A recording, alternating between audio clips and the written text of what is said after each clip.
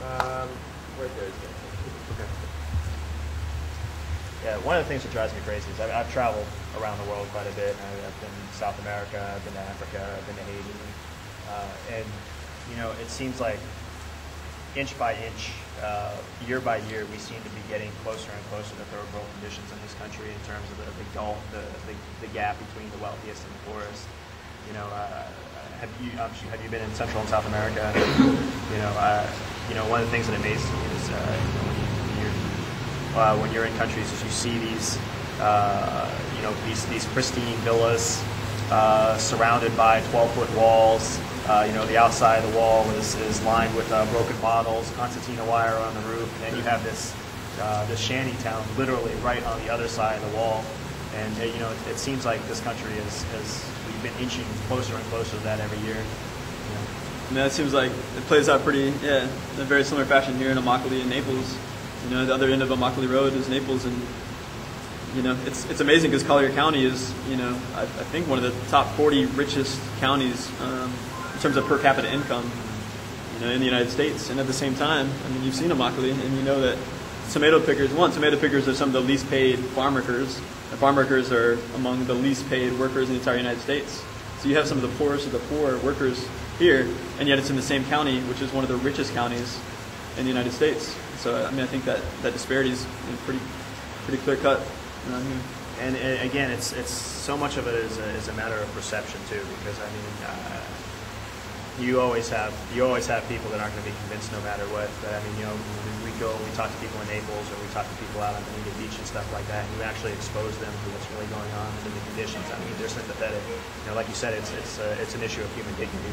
Yeah, absolutely. And I think most people, if they saw what was actually going on, and more importantly, if they had a sense that there was really something they could do about it, you know, and again, that's what's so great about you know, groups like CIW, is that they're actually affecting positive change. You know, it's not just a matter of going out and calling attention to the issues. Right. I mean, they're really doing something about it. Yeah, and the CIW, one of their guiding slogans is consciousness plus commitment equals change. That's exactly right. I think a lot of groups, you know, do raise consciousness, and that that's great. But at the same time, there has to be some sort of commitment to finding a solution to these problems. And the other day, Leonel, again at that same presentation at the Presbyterian Church, said something that really stuck with me, which is slavery is not a problem without a solution. And you know, that's exactly right. It's not like we can't do anything about it. The reality is we just have to kind of, I think, break through a lot of these walls that we've constructed in our minds of, well, you can't take on fast food corporations, or you know, it just doesn't seem right to, you know, target, you know, these companies that spend billions of dollars in advertising so that I love them, you know, and associate all these warm thoughts of my childhood, or you know, associate, man, it's so hip, you know, the ironic Burger King is so cool.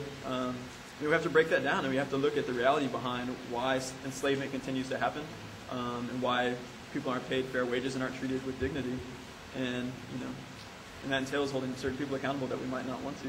And you know, I remember when the whole thing with Yum Brands was going on, I had seen some surveys where they asked people, would you be willing to pay a penny more? Yeah. And the overwhelming majority of people said yes, that they would be willing to pay a penny more for improved conditions. So it's not that the will isn't out there with the people. It's just that we have these economic barriers, we have these cultural barriers, and most importantly, we have these political barriers where not everyone is having equal access to the halls of power in this country.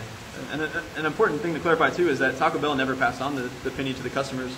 It's not that these companies are just barely scraping by. You know, they're obviously, you know, huge multinationals that make tremendous amount of money, and the money that the CEOs and executives make, you know, just a portion of their monthly paycheck could easily cover, you know, doubling the wages of tomato pickers here. So it's not a lack of capacity, it's a lack of interest. And I think a lot of it too has to do with not wanting for farm workers, some of the, you know, poorest workers in the country, calling the shots and telling them how to do their business.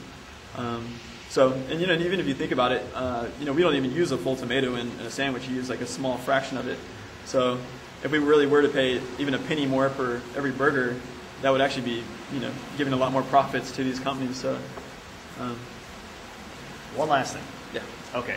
When we're talking about human dignity, we're talking about workers' rights. Now, if you're going to pitch this to somebody who's a business-oriented person who's got a career track going into corporate America and corporate America itself, what would you tell them are the benefits to improving conditions here?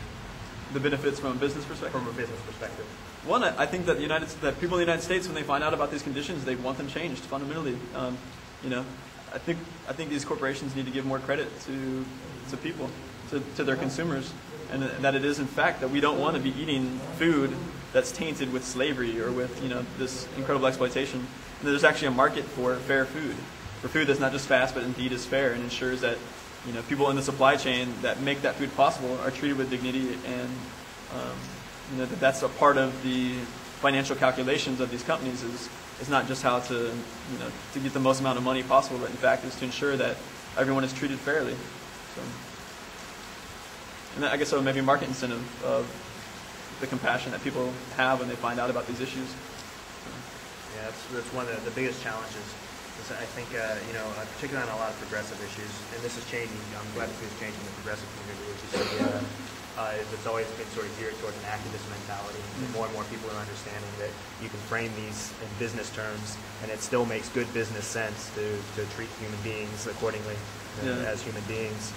So that's just there's that barrier of willful ignorance that we have to get through. Right. That's funny too, because I think like a lot of times libertarians will be the ones that'll be fighting us, but I feel like kind of the strategy of the CIW, should be something that libertarians would love in terms of, creating market incentives for these companies to get on board through, consumer campaigns, that actually use the power of the market to affect change, rather than having the government come in and regulate and say this and that. So that's one of the things we want to try and do in this election is I've gotten some really good support from the Lee County Libertarian group, because basically, when we went over those 5 things on the platform, I think 4 out of 5 of those the libertarians agree with for the most part. So it's just a matter of bringing these two streams together and getting people talking to each other, getting past that right divide that we have in this country. Because these are human issues. These aren't liberal issues or conservative issues. That's right. I'm stretching this out. I hope this rain will stop. I actually want to bring up something, and that's in terms of the bucket rate or the per pound rate. How fundamental an issue do you think that is in terms of getting these workers fair compensation? I mean, obviously we have minimum wages that are tied to hourly wages. How fundamental is that problem, and do you think that's something that can be changed? Yeah, I think it is something that can be changed, and I think in terms of raising the per bucket rate, that doesn't have to be the only way that we look at the poverty that farm workers endure here. That there are other strategies, But yeah, I mean, the thing is like what the growers have been saying and what Burger King has been saying, that farm workers make $12.50 an hour, $12.46 is what they've told the media over and over and over. That's a lot.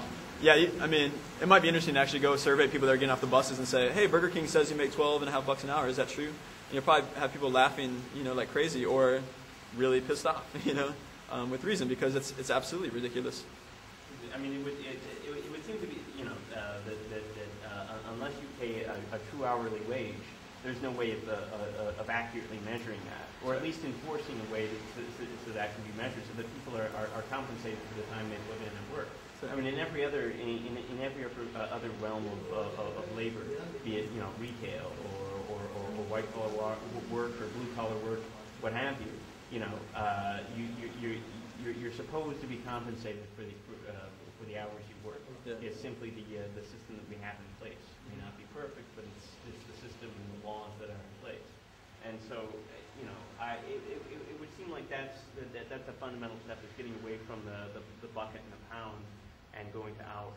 Mm-hmm. Yeah, I mean that's what the CIW told the growers at Burger King, because this has been a major sticking point in terms of the public discourse, is that Burger King and the growers continuously say $12.46.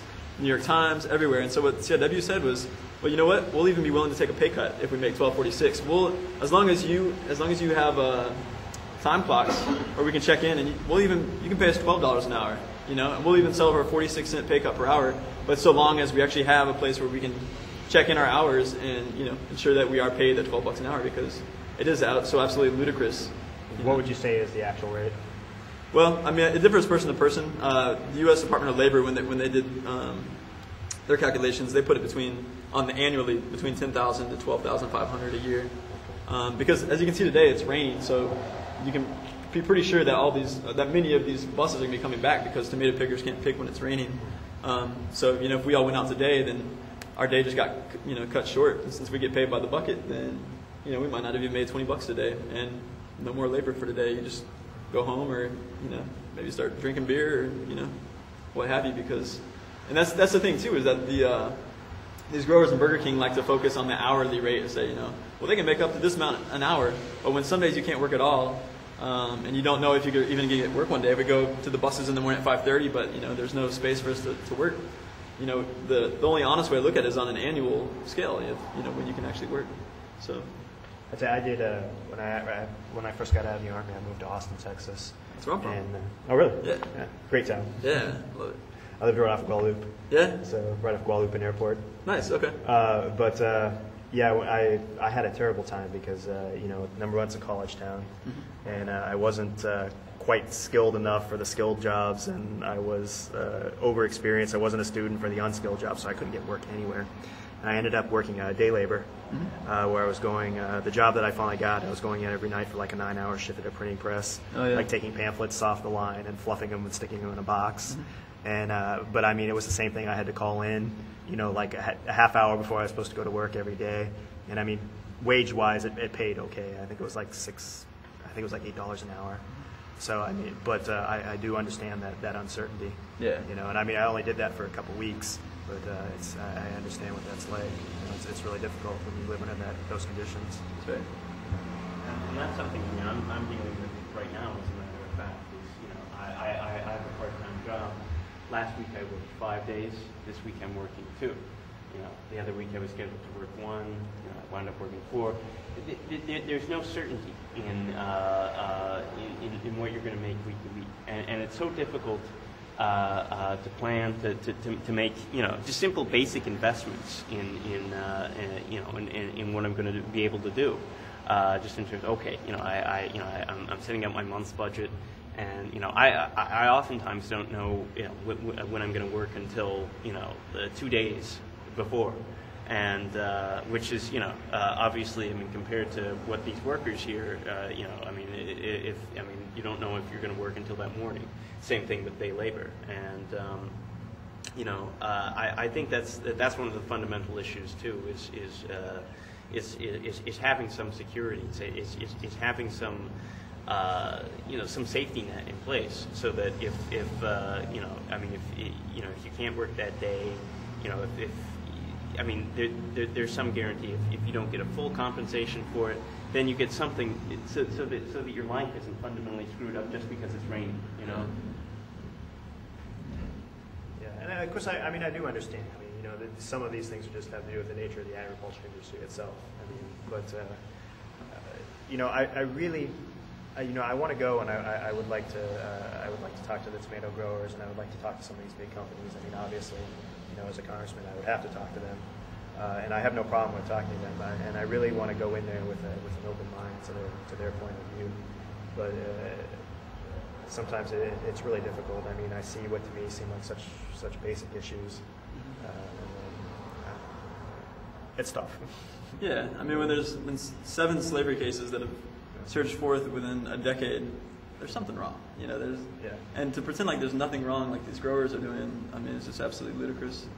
So, I mean, I guess from there we just have to look at why it is that this extreme of exploitation is surfacing, and it's because the everyday reality is horrific and needs to be resolved. I find that when you can get people to stop looking at things in terms of people and corporations and actually get them to look at the individual level, that's usually when you can make the most progress. Because especially, the halls of power in Washington or in Tallahassee or in corporate boardrooms, that's how everything is framed. Everything is framed in quantitative, monetary terms, and I think that's one of the biggest reasons why things like this slip through the cracks, is because people, they get it in their head that they're not talking about people. That they're not talking about human conditions, they're talking about GDP or something like that. So this is what we have to do, is we have to bring back this human element. That's right. I think we have some dry weather, so should we make a break for the car? Yeah. Do it. Actually, if you can bring the car over, I think that'll be better. Give us a guided tour, and I'm just going to step back. Okay. We're going to dual use this so that they have some footage to show up. So we're in the Coalition Now I'm ready, sorry. Okay. We're in the Coalition of Immokalee Workers soon-to-be-open community center.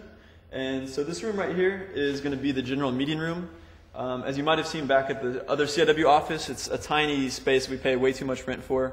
And usually all the people that want to come to the meetings on Wednesday to learn about labor rights, human rights, other issues here in Immokalee, people aren't actually even able to fit in the room. And oftentimes we have people that are lined up on the sidewalk trying to crane to be within earshot of the meeting to learn what they can. So by moving into this new building, this will be the new meeting room, which will obviously accommodate maybe 3 times as many people. So this is the general meeting room. We're going to have CIW's staff's offices here in the corner as well. Another project that the CIW does here in Immokalee, it's really kind of a key institution within the farm worker community, is the cooperative grocery store, which the CIW runs. And what it does is it actually buys things as a cooperative and sells them at cost. So we're talking about tortillas, beans, soap, phone cards, pretty much you name it, any sort of household goods and staple food products. It's sold at cost. And so that doesn't only offer the farm worker community here the cheapest prices in town for these items, it also curbs price gouging, which takes place around here, in which people try to take advantage of the farm worker community by raising the prices high. So because the cooperative exists, it prevents those places from doing that. And so right here is the room which is going to house the new cooperative. In the CIW office, it's just this tiny little corner, but we're going to be able to greatly expand it throughout this room. They're going to put a counter here and a cash register. So this room will be used for that. Moving on down. We'll also have a kitchen right in here, so we'll actually be able to prepare food here on the premises for when we have church groups or civic groups or student groups that come to visit. We can prepare lunch there. Nice storage here. This is the CIW's radio station. By far the most popular radio station in all of Immokalee is Radio Conciencia, or Consciousness Radio. And that's 107.9 FM. And what it is, it's a farm worker run radio station. And this is going to be the new studio. And as you can see out here, there's a bus, for example. This is the major site where tomato pickers seek work here in Immokalee every day, and Immokalee being one of the major tomato producing areas in the United States. And so every morning around 5:30, this place fills up with people, and buses come to pick up laborers for the day. And so this is going to be the station.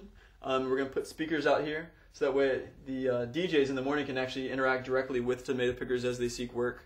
And one thing about Radio Conciencia here is that it doesn't just have programming in Spanish, it also has it in Haitian Creole and several Mayan languages, including Canjobal, Chorti, Mam, and several others as well. And so it's an opportunity for farm workers in the community to become trained by fellow farm worker DJs, and then actually have their own program in which they also talk about things like women's rights, human rights, labor rights, things of that nature. So that'll be here. This is where we'll keep CDs and other equipment for making public service announcements, things of that nature. This is going to be the media room. And we're going to be putting computers. It's not working. Lights. Yeah. Guess maybe this is like we're putting computers in here. That's kind of bizarre. Wonder. No. So anyways, this is going to be the media room. There'll be leadership trainings, also workshops that people can become literate in terms of working with computers, things of that nature. And it'll also be kind of a general meeting room.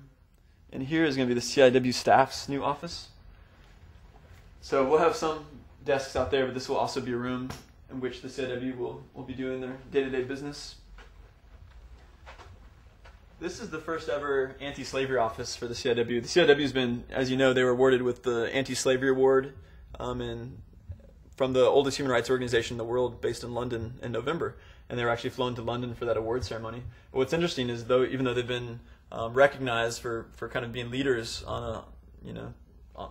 throughout the world for combating human trafficking and these forced labor operations, they've actually never even had an office dedicated solely to that work. And so, up until now, until we move into the center, the case was always we'd have to close the entire office so that slavery survivors or members of the FBI or Department of Justice could come and meet there within the office, which means that people who have wage theft issues or want to use the cooperative aren't actually able to come to the CIW office. So this will actually enable assured confidentiality for slavery survivors and for these meetings with federal officials. Here we have bathrooms. Water fountain. more bathrooms with a shower. And this is going to be the office for the ally staff. This will be for Interfaith Action and Student Farm Worker Alliance. And so we'll be doing our work out of here. And then you can look out this window. This is our backyard, and we have many plans for it, part of which is organic gardening, also a space for children to play. And then this trailer right here is where the radio station is currently operating out of, but we'll be moving that in, obviously, into here. So, and we've raised roughly half of our total goal to reach our what we need to be able to move in here, which is roughly $500,000, but we still lack another $500,000. So if you or anyone you know is able to contribute to the capital campaign to make this dream a reality of the community center, please contact me. My number is 239-986-9101, and my email is jordan@interfaithact.org. Thanks. Okay. Great. All right, little pitch. You mentioned the $500,000 commitment. Where have you found has been the primary funding source for just for this undertaking here? Some of it are just a lot of it's churches, church groups, but also people in Naples that have been supportive, that have a fair amount of money. You're talking about local church groups like in Immokalee or from Naples? Yeah, in terms of Naples and Fort Myers and cool. and also grants, foundations. Is that typical? I mean, is that where you get a lot of your funding from these organizations that are Southwest Florida based, or are you finding more national organizations beginning to contribute, and more national individuals, people from outside the area? Yeah, I'd say more regional. Yeah. Yeah. Mm-hmm. Okay. So at this point, it hasn't become because I know there's been a certain degree of attention that you guys have gotten, particularly over the last couple of years. Mm-hmm. And has that begun to have an impact nationally? Have you begun to draw some support from outside the region, or is it still mostly have you seen any uptick in that at all, or is it still just like 99% local? Yeah, I mean the bulk of it is local. There is support nationally from different national church groups or foundations. And we also have, we do annual appeals by mail to, to the network that supports the CIW.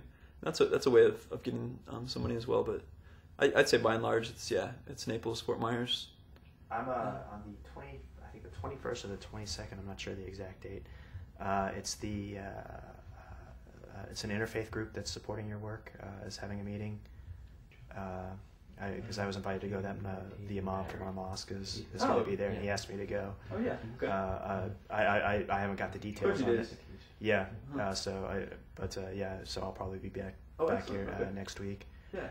And that's something else that we'd like to show. We'd like to show the interfaith cooperation. Cool. Again, how this is not just a political issue or an activist issue. This is again a human issue. Yeah. That's running as a Muslim. This is one of the other things I'm hoping to do is that we can try and put into perspective a positive role for religion in the civic process. Yeah. Not worry about any specific religion taking over the mechanisms of government so much as showing how individuals within the religion can contribute to the nation as a whole. Yeah, absolutely. So. I'm glad you did this tour because I always get my focus is always on the political issues. So yeah. I'm glad that you showed us all this stuff. Is there any other stuff that you think we should be talking about? You switch. Yeah, it's not super strong. It's a low power station. Part of what we're trying to look for funds to is to build a 30-foot tower, which would increase the listening range to 17 miles. Yeah. Right now it's mostly community. But yeah, so Radio Conciencia, is far and away the most popular station in town. And if you go to pretty much any of these taquerias or places around here, you'll hear Radio Conciencia on the radio. Same goes for Winn-Dixie, the major supermarket here. They routinely listen to Radio Conciencia. So we can go check out that radio station, which isn't on the air right now. Who knows why, but. How long is it going to be until you have the station up and running in the new location? We're talking about the first week of March. Yeah.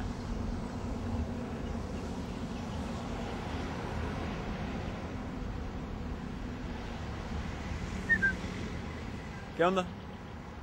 No. ¿Ya han llamado a la compañía para ver qué pasó?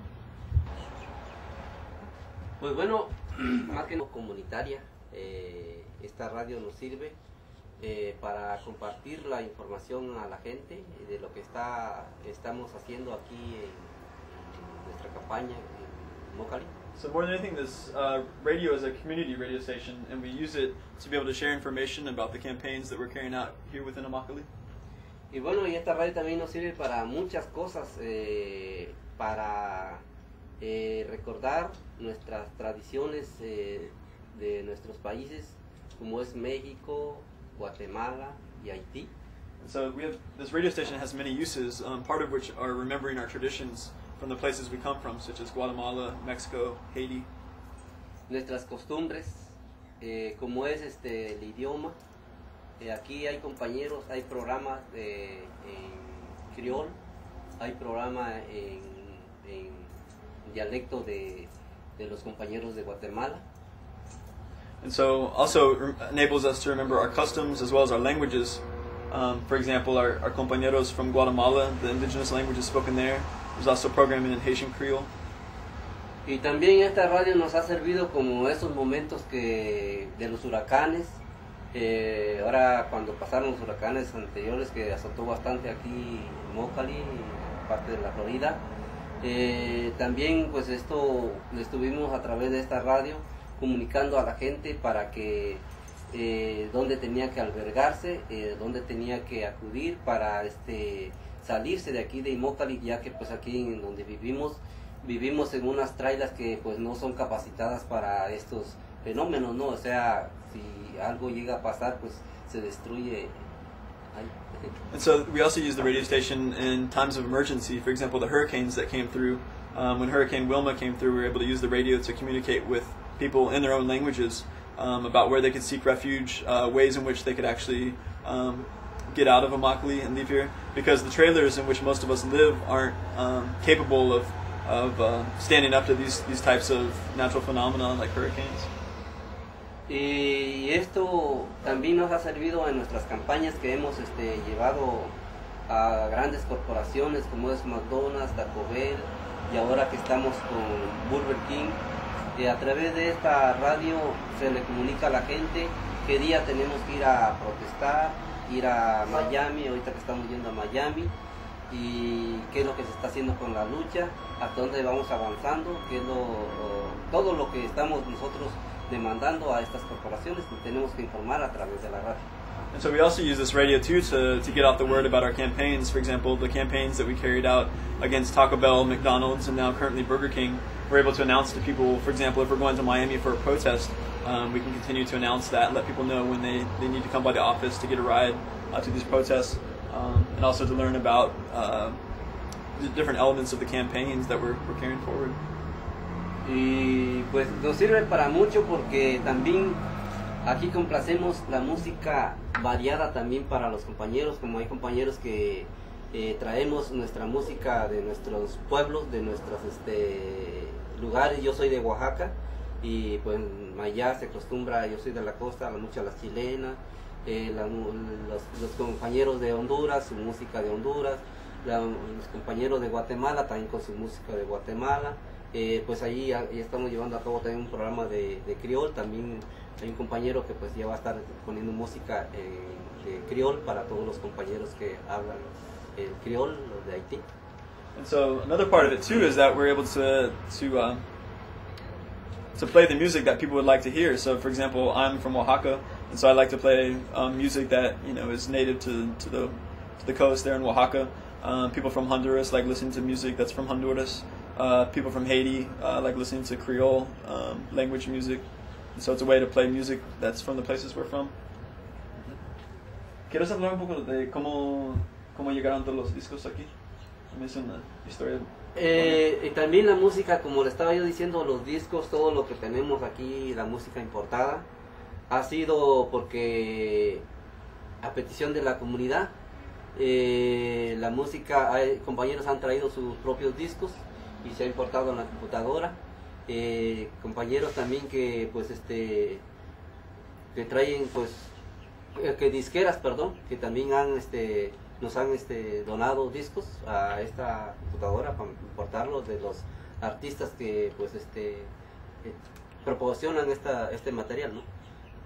And so he said, and so the way that we've gotten much of our music here is we actually sent out a community petition for people to bring their music from their houses, and then we imported all these CDs on the computer, and so that's how we have all this music from which we can select to actually play the music that people want to listen to, is because it's actually their music. ¿Algo más? No sé Yeah, qué. ¿Tengan alguna pregunta? You guys have any questions about the radio? How long have you been broadcasting? Y como, ¿cuánto tiempo tienen aquí la radio? La radio, pues no sé si tiene como 3 años. It's about 3 years. Y yo en el programa aquí no llevo meses, no he completado ni el año. O sea, tengo poco tiempo de aprender aquí, porque para mí al principio era muy difícil esto. And so I've been a DJ for less than a year. It's only a matter of months that I've been working here, because when I first started, it was kind of difficult to learn. So. Muy difícil porque yo pues no fui mucho tiempo a la escuela, no cursé segundo año y pues luego pues aquí me costaba un poco, pues con un dedo empecé y así estoy haciéndolo casi todo el tiempo para buscar las canciones y todo eso. Me ha costado bastante, pero ya ahorita ya puedo hacerlo, ¿no? Pero cuesta bastante y así hemos traído a muchos compañeros, así han venido aprendiendo la gente. Nadie de los que están aquí sabía, todos empezamos así por lo mismo. And so he said, in my case, for example, I didn't have much education, solo tenía 2 años de escuela. Sí, segundo año no. And so he only went to 2 years of school. So for him it was kind of difficult learning the buttons, but also learning how to use a keyboard. And so when he first started, he was only typing with one finger, but now he's learning bit by bit. But he said that's the case for all the compañeros here that work at the radio station, is that no one came in here knowing how to do any of this, but that they've all taught each other, and that's how the radio station works. I still type with one finger. Él dice que todavía lo hace con un dedo. Sí, todavía estoy con un dedo, porque pues no es como el que aprende computadora o aprende máquina a escribir, tiene la facilidad, y nosotros como somos de campo tenemos los dedos tiesos, torpes, ¿no? And so se facilita. So it's not so easy because we don't have nimble fingers. Being people that are that are being farm workers or being from rural areas, our fingers aren't as nimble to be able to do these sort of things. Chat rooms. Yeah. How long did it take for you guys to get the FCC license? I know it's been 3 years since you started broadcasting, but how long did it take to set this up and put this in motion? ¿Y sabe usted cuánto tiempo se tomó para conseguir la licencia del FCC?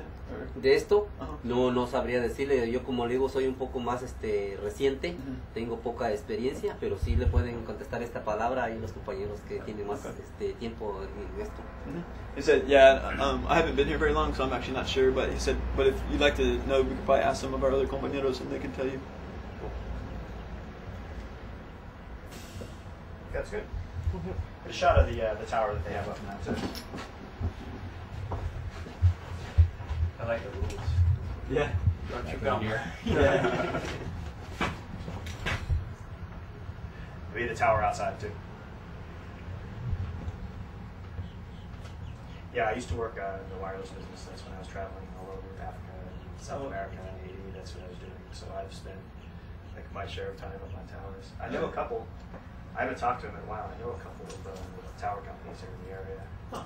And see if I can get in touch with them, see if maybe we can put something more. That'd be awesome. Get in the tower. Excellent. Yeah. Dice que conoce a alguna gente que trabajan con los torres de radio. Buying all these supplies. So we're actually getting a fair amount donated to us anyways. And it's just so hard. $500,000 a day. $10,000 stuff. Don't really need that, right?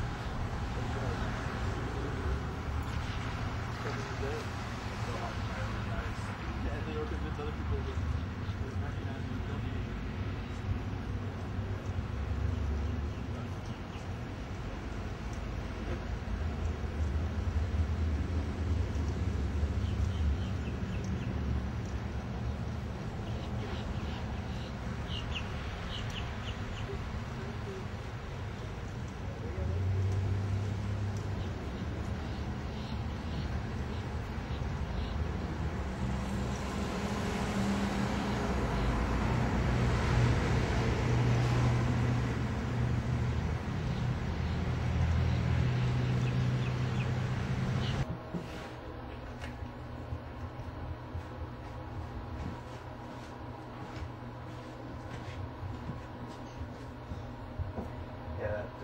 wireless company I worked for. It was a well-established German company, but they had just started up here in the U.S., so it was part of what we were always going out trying to get venture capitalists. Our office was right in the middle of Naples. Oh yeah. So we got, actually, right when we opened that office, I was like the first American employee that they hired. And a day or two after I got hired, they went down. There's a cigar bar. And this guy, the guy who owned the cigar bar, they were sitting there and they were talking about their first investment, like $500,000. Just like I said, talking about this guy. Smoking a cigar. Yeah. Goodness gracious. So that's a different world, though. Yeah, it is. It's really hard to learn too how to fit in with those people. At least it hasn't for me. No, I mean, it seems like this the organization has made tremendous strides. I mean, it's I mean, obviously, there's a long way to go, and there are challenges that you guys are getting ready to continue and start facing. But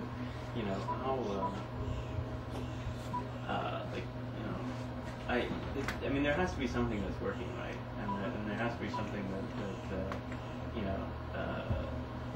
that obviously has triggered. I mean, some funding sources, because you get a building like that and you get property like that. I mean, that's huge. Yeah. I mean, a lot of it's just that it's on loan, or that we have loans.